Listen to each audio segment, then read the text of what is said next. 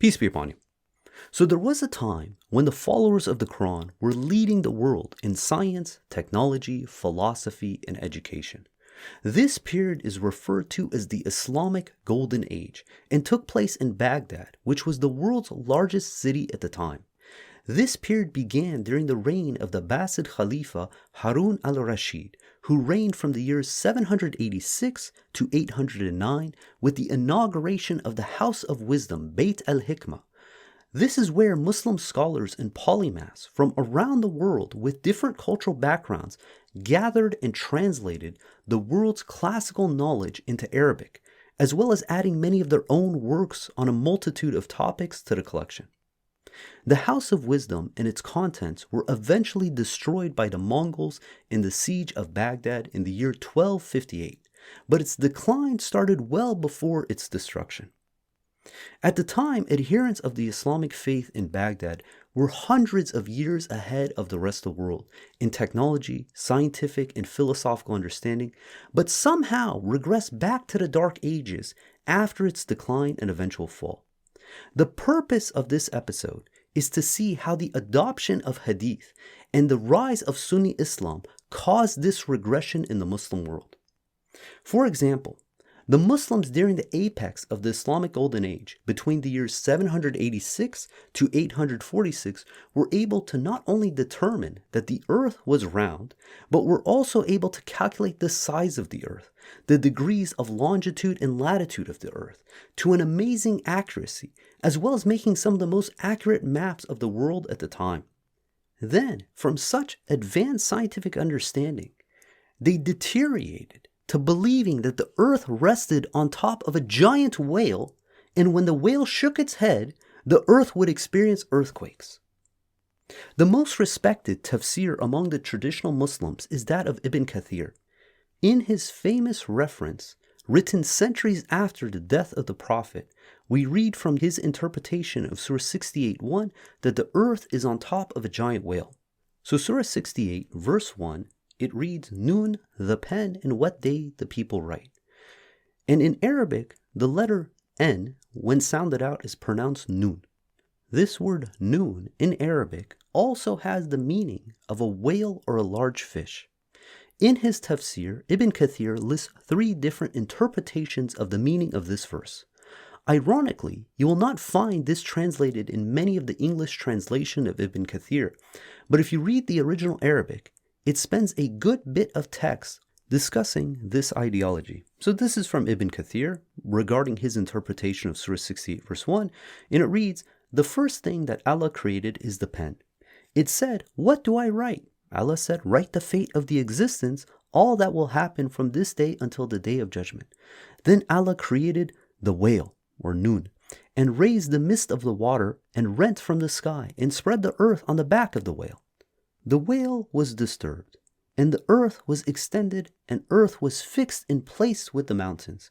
Verily, they are the pride of Allah upon the earth. It continues, so in Surah 78, verse 7, it says that the Quran, it describes the mountains as pegs. And we see that it's Surah 78, verse 6 and 7, it says, did we not make the earth habitable, and the mountains as stabilizers? And the word in Arabic, awatadan, it means pegs. Like say, for instance, you have a tent, you put pegs down. In the Sahih Hadith by Ibn Abbas, collected by At-Tabari, it claims that the reason that the mountains are described as pegs in the Quran is that otherwise the earth would fall off the back of the whale if the pegs were not there to hold it in place. So let's read this authenticated Sahih Hadith. And it reads, and from his narration on the authority of Ibn Abbas, that he said regarding the interpretation of Allah saying Nun. Nun, he says, Allah swears by the Nun, which is the whale that carries the earth on its back while in water, and beneath which is the bull, and under the bull is the rock, and under the rock is the dust, and none knows what is under the dust except Allah. The name of the whale is Lawash, and it is said its name is Lutoya. The name of the bull is Bahmut, and some say its name is Talhut or Leona. The whale is in a sea called Adwad, and it is like a small bull in a huge sea. The sea is in the hollowed rock, whereby there is 4,000 cracks, and from each crack water springs out to the earth. As you can sense, it's very difficult to read these passages and not start laughing hysterically. But it's even sillier than that. Because it's worth mentioning that according to Sahih Hadith of Bukhari, Ibn Abbas, who narrated this hadith, holds a special place in the eyes of the upholders of hadith.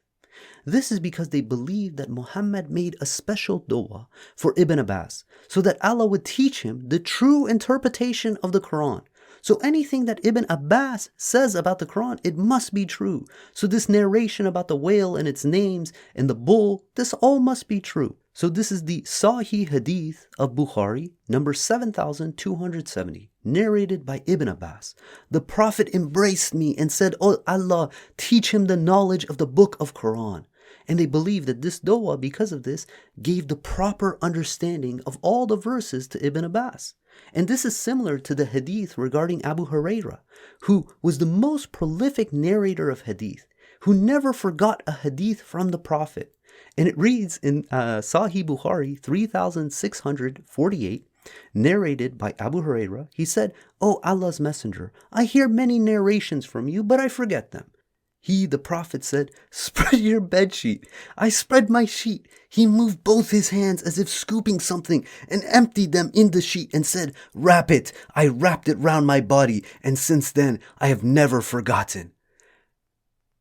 It is impossible to read this and not just start busting out in hysterical laughter. They believe the reason that Abu Huraira narrated so many hadith, because keep in mind, he never wrote down a single hadith. And people accept that because of this dua that the Prophet made, that he was incapable of forgetting hadith, meaning anything that came from him must have been authentic. So let's circle back regarding this whale.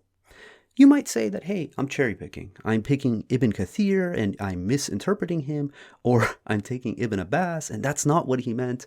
But let's look at another one. This is Kitab al-Kafi, Volume 8, Part 6. This is Abu Abdullah has said that the whale which is carrying the earth secretly said to itself that it's carrying the earth by its own strength. So Allah, the Most High, sent to it a fish smaller than a palm's length and larger than a finger. So it entered in its gills and shocked it. It remained like that for 40 days. Then Allah raised it and was merciful to it and took it out. So whenever Allah intends the earth to be in quake, He sends that small fish to the big fish. So when it sees it, it becomes restless, so the earth gets engulfed by the earthquake. How did we get from the point of the Islamic Golden Age, where they had legitimate theories regarding seismology and the source of earthquakes, to all of a sudden believing that the earth was sitting on top of a giant fish, that when a small fish enters its gills, it causes earthquakes? As recently as 1975, in the same location where the Quran was revealed, the president of the Islamic University of Medina in Saudi Arabia, Sheikh Abdul Aziz bin Baz, declared that the earth is flat and standing still. In the translation from bin Baz's book, page 23, it says, if the earth is rotating as they claim, the countries, the mountains, the trees, the rivers, and the oceans will have no bottom. And the people will see the eastern countries move to the west and the western countries move to the east. This was 1975 by the president of the Islamic University of Medina in Saudi Arabia. What caused this dramatic shift in understanding and regression, pushing Islam back to the Dark Ages? As we will see, the proliferation of Sunni Islam, and particularly placing that of the Hadith literature over the understanding of the Quran, is what caused common sense to go out the door and Islam to fall into the Dark Ages. So to put this in perspective, let's look at some of the history that got us here. Al-Maimun was the 7th Abbasid Khalifa, and he reigned from the years 813 to 833, so for 10 years. He was the son of Harun al-Rashid, who established Bayt al-Hikmah, the House of Wisdom. But it was under Al-Maimun's rule that the House of Wisdom received economic support it needed to provide the heavier focus on scholarship among Muslims of that time. Al-Maimun's love for science was so great that it was said that his motivation for conquest was gaining access to the scientific text of the regions he conquered, and he considered those knowledge the real spoils of war. He regularly initiated discussions and seminars among the experts called kalam, speech. Kalam is the art of philosophical debate that al-Maymun carried on from his Persian tutor Jafar. During debates, scholars would discuss their fundamental Islamic beliefs and doctrines in an open intellectual atmosphere. The House of Wisdom and this intellectual pursuit flourished under al-Maymun's successors al-Muttasim, who reigned from 833 to 842, and his son al-Wathig, who reigned from 842 to 847. These were considered the glory years for the House of Wisdom and produced some of the best minds in history. So God willing, let's look at a few of these philosophers, scientists, polymaths, and really appreciate how many centuries ahead they were from the rest of the world in their understanding. One of the most notable figures was Al-Khwarizmi. Al-Khwarizmi lived from 780 and died at 850, and he was one of the heads of the House of Wisdom. It's from his name that we get the term algorithm. His book, Kitab al-Jabar, is where the word algebra comes from, and he was instrumental in introducing the world in the concept of Hindu numerals as representing numbers on a base 10 system. So historically, the way that numbers were represented is that each letter constituted a numerical value, and this is similar to Roman numerals, and Arabic worked in the same fashion. Aleph would be represented as 1, Ba would be represented as 2, and such and such. And this worked in the sense of representing numbers, but as far as doing calculations, doing algebra, doing advanced math, it gets quite challenging. So by translating these works, propagating them, and building on top of them, he really advanced mathematical understanding throughout the entire world. Another prominent polymath of that time is an individual by the name of Al-Khalil. He was a linguist, a philologist, a lexicographer, and a grammarian.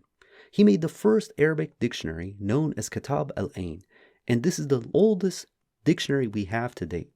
He introduced the standard harakat system for Arabic for the proper pronunciation and contributed vastly to poetry, musicology, and poetic meter. His linguistic theories influenced the development of Persian, Turkish, Kurdish, and Urdu poetry. He was also a pioneer in the field of cryptography, who influenced the work of Al-Kindi, who we will look at next. His book, the Book of Cryptographic Messages, was the first book on cryptography and cryptical analysis written by a linguist. The lost work contains many firsts, including the use of permutations and combinations to list all the possible Arabic words with and without vowels. Later, Arab cryptographers explicitly resorted to Al-Khalil's phonological analysis for calculating letter frequency in their own works. As just mentioned, this influenced the work of someone by the name of Al-Kindi, who lived from 801 to 873. Al-Kindi is known as one of the fathers, if not the father, of cryptography. His book, entitled Manuscript on Deciphering Cryptographic Messages, gave rise to the birth of cryptanalysis, and it was the earliest known use of statistical inference in introducing several new methods of breaking ciphers, most notably the use of frequency analysis. Al-Kindi was a Muslim philosopher, polymath, mathematician, physician, music theorist. He is deemed the father of Arab philosophy. He wrote hundreds of original works on a wide range of subjects ranging from metaphysics, ethics, logic, psychology, medicine, pharmacology, mathematics, astronomy, astrology, optics, and further afield to more practical topics like perfumes, swords, jewels, glass, dye, zoology, tides, mirrors, meteorology, and even earthquakes. So we went from this person studying earthquakes to all of a sudden thinking that, again, the earth was sitting on top of a whale, and when the whale shook its head, we would have earthquakes. Being a polymath and working off the work of Khwarizmi, he was able to establish mathematical medical expertise. He developed a scale that would allow doctors to quantify the potency of their medication. So these people were genuine polymaths at the time. Al-Jahiz, another individual, was a prose writer, author of works, literature, theology, zoology, and political religious polemics. And thousands of years before Darwin, Al-Jahiz came to the conclusion that there must be some mechanisms that influence the evolution of animals. He writes about three main mechanisms: the struggle for existence, the transformation of species into each other, and the environmental factors. He is therefore credited with outlining the principles of natural selection. He authored over 140 titles, and of which 75 are still in existence today. We have another set of brothers, known as the Banu Musa brothers. They lived around the years 803 to 873, and in addition, they were able to do geodesic measurements to determine the length of a degree on planet Earth, as well as determining the length of a solar year as 365 days and 6 hours. They're credited with inventing the first music sequencer, which was the earliest type of programmable machine. So all these main figureheads during Bayt al-Hikmah all resided within the same time period, and then you start seeing a major decline in scientific advancement.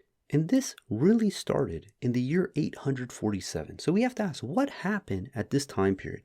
As mentioned before, the House of Wisdom really saw its heydays, its apex, during the reigns of the Khalifas al-Ma'mun all the way to al-Wathiq in the year 847. So we have from the year 813 to 847. But then we see that it steeply declined under the reign of the Khalifa al-Mutawakkil, who started his reign in the year 847 until 861. So what was it about his ideology, his stance, and his predecessors that would have such an impact on the trajectory of knowledge and understanding within the Muslim world? The founding of the House of Wisdom corresponded with the predominant ideology of that of the time and region known as Muttazela, which saw its height and adoption between the years 833 to 851. Their ideology had three major tenets. The first tenet is that of oneness, Tawheed, and justice of God. The second is human freedom of action, and the third is the creation of the Quran. Today, most people know the Muttazila ideology based on their arguments regarding if the Quran was created or uncreated. So in the Muttazila, they believe that the Quran was a creation of God, that it's a manifestation of God. But the traditionalist view, that of Sunni Islam, is that the Quran is uncreated, that it's been around for eternity. But it's interesting, their biggest impact actually was not regarding this topic. It was regarding their views towards Hadith.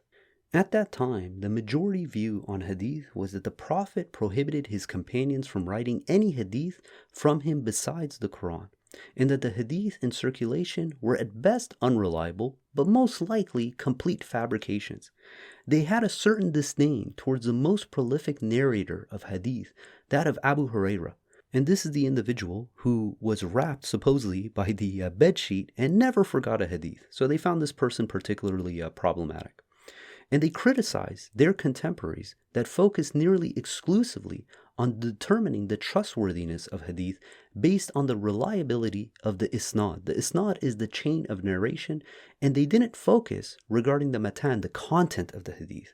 So they would go spend all their time and resources trying to authenticate the chain of narration, and they didn't care as far as what the content said in the Hadith, no matter how problematic it was. And it's because of this they firmly rejected any Hadith that contradicted the Quran. So they had an ideology that was Quran first. They were fine with Hadith if it agreed with the Quran, but they realized you don't need the Hadith, that the Quran had the answers that they needed for their religious salvation. And this was the ideology of the Khalifa al-Ma'mun and his two successors, al-Muttasim and al-Wathiq. With this Quran first ideology, people were free to investigate scientific inquiry. And since the Quran did not conflict with science and reason, this allowed for the proliferation of scientific and philosophical understanding. But this was not the case with Hadith, which was in direct conflict with science, reason, and common sense. So how did this rise of Hadith come to place? So in order to understand this, we have to go back in time. For the first 150 years after the Prophet's death, the Quran was considered the only source of legitimate religious law. In Surah 6, verse 114, it reads, "Shall I seek other than God as a source of law when He has revealed to you this book fully detailed? Those who receive the scripture recognize that it has been revealed from your Lord truthfully. You shall not harbor any doubt." So this verse shows that the only source of law we are to use is that of the Quran. But as the religion expanded, the adherents of the religion started asking questions that they could not find directly in the verses of the Quran. Interestingly, the Quran addresses this very topic in the following verse. In Surah 5, verse 101, it reads, "O you who believe, do not ask about matters which if revealed to you prematurely would hurt you. If you ask about them in the light of the Quran, they will become obvious to you. God has deliberately overlooked them. God is forgiver, clement." Additionally, in Surah 20, verse 114, it says, "Do not rush into uttering the Quran before it is revealed to you and say, 'My Lord, increase my knowledge.'" But despite these clear recommendations from God in the Quran, certain individuals resorted to searching for supposed hadith attributed to the Prophet to try to clarify these topics. Ironically, this created the complete opposite, creating confusion and disarray in the Muslim Ummah, because you'd have conflicting narratives as far as what was right, what was wrong, what was permissible, what was prohibited. And without any standard foundation, any consistent source like that of the Quran, you're left in utter confusion. Up until this point, the hadith of the Prophet was not used as a legitimate source of law, despite being in circulation. This is apparent because there was no formal attempt to document and preserve the hadith until the 2nd century Hijrah. The oldest written copy of hadith attributed to the Prophet is from Malik ibn Anas, and his compilation of roughly 1700 hadith in his book Muwatta was published 150 years after the death of the Prophet. At the time of the publication, most individuals of faith still considered the Quran as the primary source, but used the hadith to give color to the verses of the Quran, as well as guidance for topics that were not covered in the Quran. And this led to all kinds of new prohibitions and innovations that crept into the religion. The main reason that people rejected the hadith as a source of law is because the field of hadith sciences was not well established. With the circulation of many false hadith, it was unclear which hadith were authentic and which ones were not. Based on the shabby state of the verifiability of hadith, individuals resorted to the Quran and reason and logic to determine religious jurisprudence. As time progressed, the field of hadith sciences became more formalized, and more Muslims were being pressured and persuaded to start accepting the hadith, irrespective if it contradicted the Quran. And they would constantly be told the verses of obey God and obey the messenger, as far as strong-arming them to accept these additional prohibitions or innovations that came from the hadith. This ideology of hadith first in understanding the Quran really took shape during the Shafi school of thought. And this was founded by al-Shafi, who lived from 767 to 820. Al-Shafi argued that the Quran needs to be understood through the light of the hadith attributed to the Prophet. This meant that the Sunnah ruled over the Book of God and that the Book of God does not rule over the Sunnah. They also propagated the idea that if the isnad, the chain of narration of the hadith is sound, then the hadith is sound, irrespective of how absurd the content of the hadith may appear. After the Shafi school of thought came the Hanbali, founded by Ahmad ibn Hanbal from the year 780 to 855. Hanbal amplified the reliance on hadith laid by al-Shafi with the understanding that one should always take the hadith over the Quran if the hadith is found to be authentic, sahih. They said that any teaching from hadith should be taken over one's own reason and logic because we can be wrong, but the messenger was infallible. So they said as long as the isnad, the chain of narration is sound, and we can say that yes, the Prophet made the statement, we have to accept it without any reservations. Due to this ideology, adherents of the Hanbali Madhab focused only on the reliability of the chain of narration. If the chain of narration is sound, therefore the hadith must be sound, and the understanding of the hadith should always be taken over any other understanding. Hanbal argued that even if a hadith was flawed, it is still better than a scholar's mere opinion. Followers of the Hanbal compiled the Book of Reliable Transmitters and the Great Book of Weak Transmitters as part of their hadith sciences. So we can see this formalization of the hadith sciences, that these people are trying to say, look, if we can prove that the chain of narration is sound, you have to accept this information. And you realize, anyone with 2 brain cells realizes the absurdity of this. How many lies, misunderstandings, conflicts arise by someone's interpretation of what was said 200 years after the Prophet's death. None of this is reliable. And not only that, it conflicts with the very statements of the Quran. The Quran is complete, it's fully detailed, has explanations of everything, and we should not accept any other hadith aside these specific words that God gave to the Prophet in the form of the Quran. These are the four Sunni madhabs that are in existence today. They're the Hanafi, the Maliki, the Shafi, the Hanbali, and it just happened that the 10th Abbasid Khalifa, Muttawakil, he openly endorsed the Hanbali school of thought, that the Hadith supersedes the Quran. And unlike his predecessors, he was not interested in science and moved away from rationalism. He considered these influences on philosophy that stemmed from the Greeks and Aristotle as anti-Islamic. Not only that, but it was mostly this ideology that revelation always trumps logic and reason. And if you can prove that the hadith are revelation that came from the Prophet, you have to accept it over any other interpretation of your logic, reason, and science. So you have all these false fabrications being attributed to the Prophet, and people had to throw away their reason, their logic, what their eyes were showing them, what the data was showing them, to accept this nonsense. And this pushed Islam into the Dark Ages. Al-Mutawakkil and his successors violently persecuted any Muslim and non-Muslim they deemed unorthodox to their Sunni ideology. This included the top scholars of the House of Wisdom.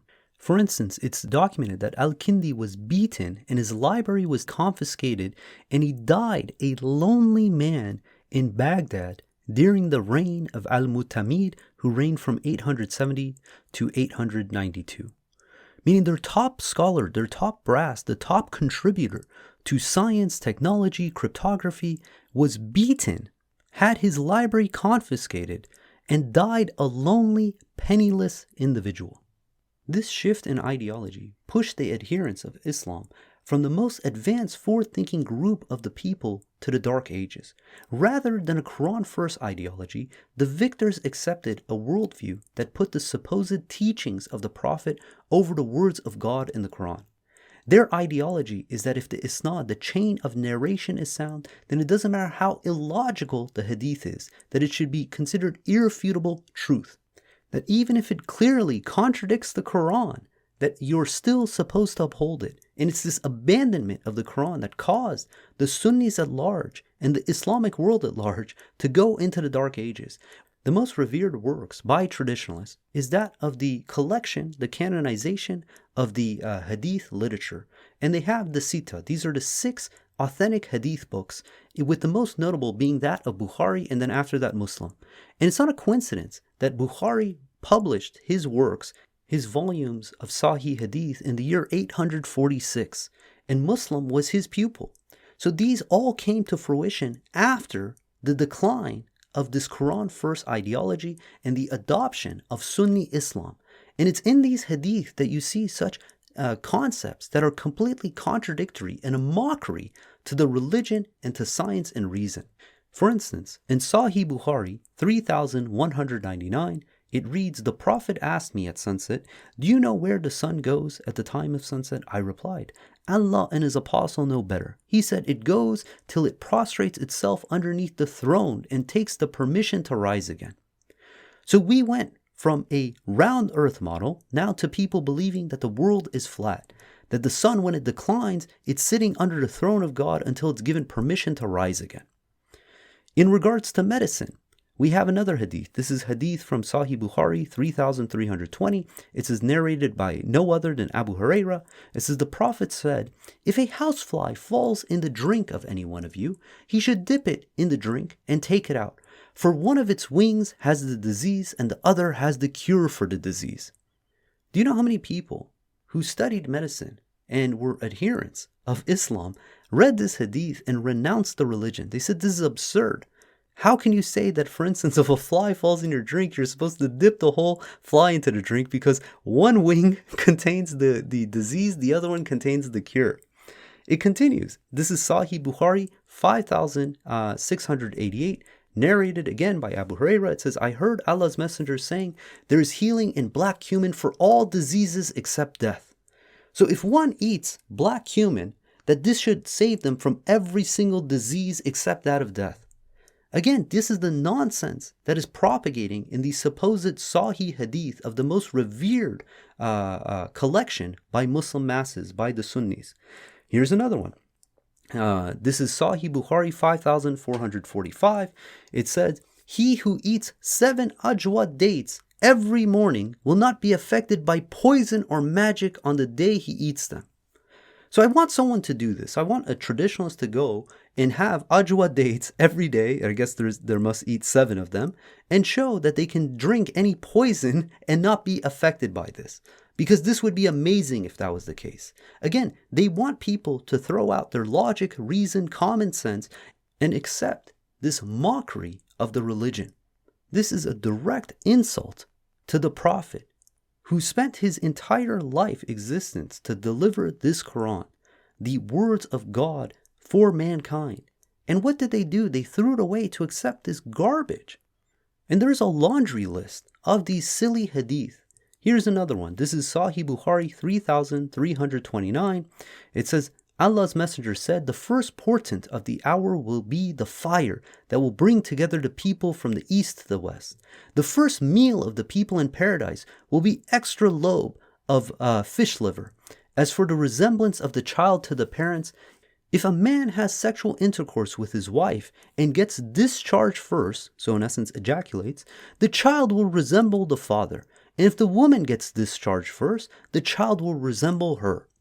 Please, someone institute the scientific study to see if this is true. Let's get this in the Lancet. Let's get John Hopkins on board. Let's figure this out. Is this what determines the baby's gender? Ironically, it actually says it in the Quran, that the semen is what determines the baby's gender. But because, again, of this nonsense, people have walked away from advancement to regression, from having clarity to having confusion. And this is what happens when you accept other sources as a source of law aside from that of the Quran. We have one last one. This is from Sahih Bukhari 3326, and it's regarding the height of the human. Again, this is narrated by no other than Abu Hurairah. It says, "The Prophet said, Allah created Adam, making him 60 cubits tall." And it ends, it says, "People have been decreasing in stature since Adam's creation." So according to this hadith, the statement is that Allah's Messenger, the Prophet, claimed that Adam was 60 cubits tall, and since then, every progressive human being has been getting progressively shorter. Does this correspond with the fossil records? Are we seeing early humans being exceptionally taller and then becoming shorter in time? This has no bearing in science, in reason, and it's utter nonsense that people have accepted instead of the beautiful words of God in the Quran. In Surah 5, verse 50, it reads, "Is it the law of the days of ignorance that they seek to uphold? Whose law is better than God's for those who have attained certainty?" Surah 4, verse 60 says, "Have you noted those who claim that they believe in what was revealed to you and what was revealed before you, then uphold the unjust laws of their idols? They were commanded to reject such laws. Indeed, it is the devil's wish to lead them far astray."